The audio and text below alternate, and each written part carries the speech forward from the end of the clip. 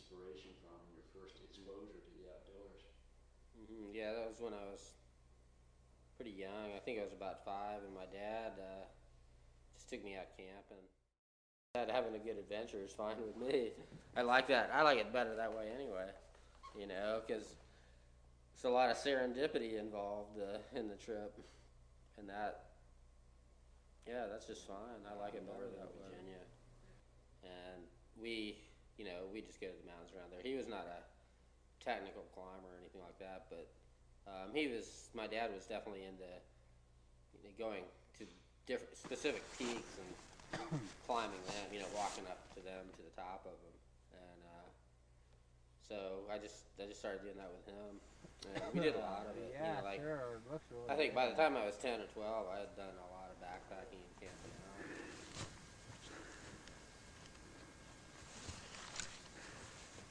Oh yeah, this is such a fine day. Indeed. Doesn't get much better than that.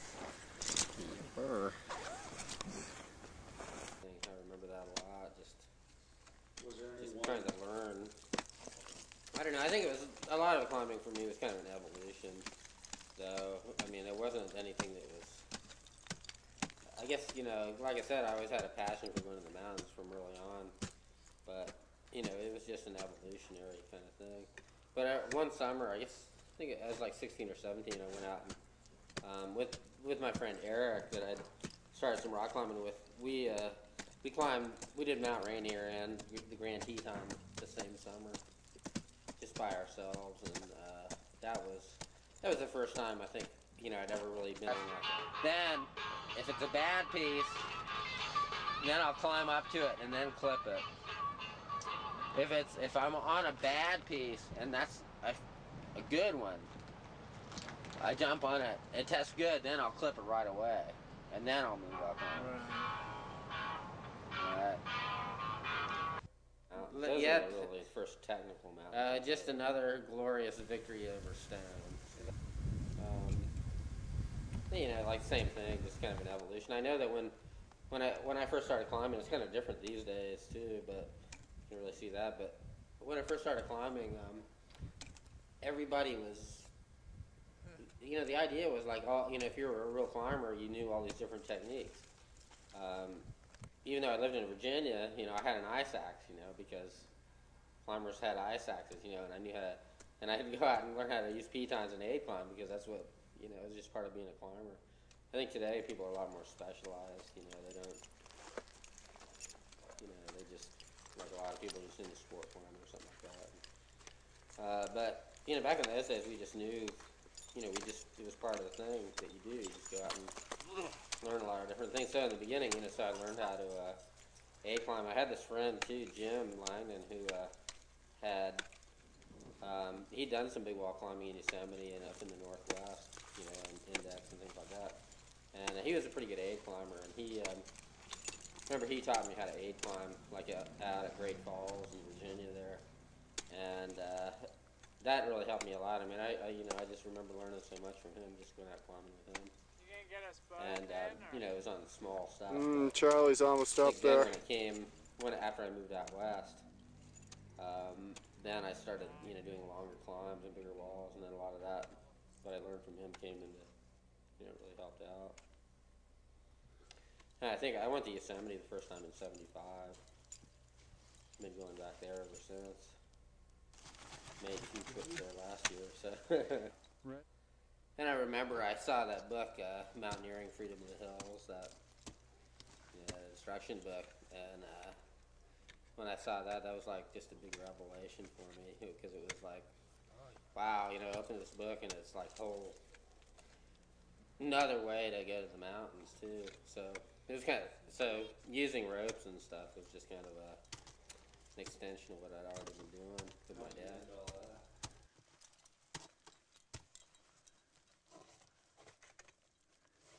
New techniques and new equipment and things like that, and new places, the places that would allow me to go and all that. It just opened up a whole new world. And then reading the books, the literature and stuff like that, same thing. The reading about all these exotic places and all that. I remember that was that in the beginning, that was a lot of it, just sort of discovering a whole new world. And that's, that really got me hooked right there, because there was so much to, there's a whole world of climbs, of mountains, to discover. And so that was definitely part of it in the beginning. Probably, in a way, it's kind of an escape. I mean, when you're up on a big wall, there's no other life for you but just climbing. And it's a lot of work, though, and there's a lot of intensity around that. But it's kind of a neat feeling just to be where you don't have to worry about anything but getting up. Life is simple. Hang there for a minute, Ken. You don't have to worry about Get Charlie going just past enjoy me. what you're doing and the surroundings and things like that. Because Oh. the only thing you have to, really think about is getting up. And a lot of times that can be really hard, for sure. It requires a lot of intensity and things like that. But it's kind of a good escape that way, I think. Talk to me a little. Don't have to. Yahoo! Good one, Char. Packed up another ice ball. Indeed. Alright. Are there no more worlds to conquer? Too many. Surely. Every day. Yahoo!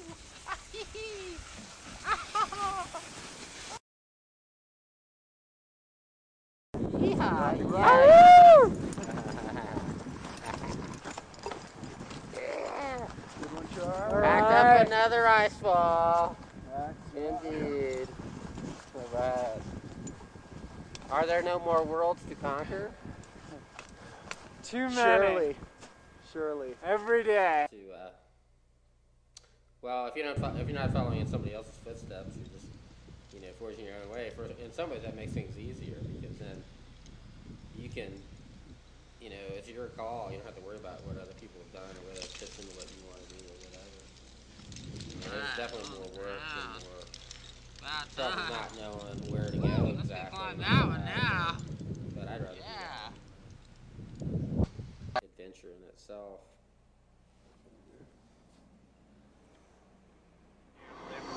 Oh, yeah.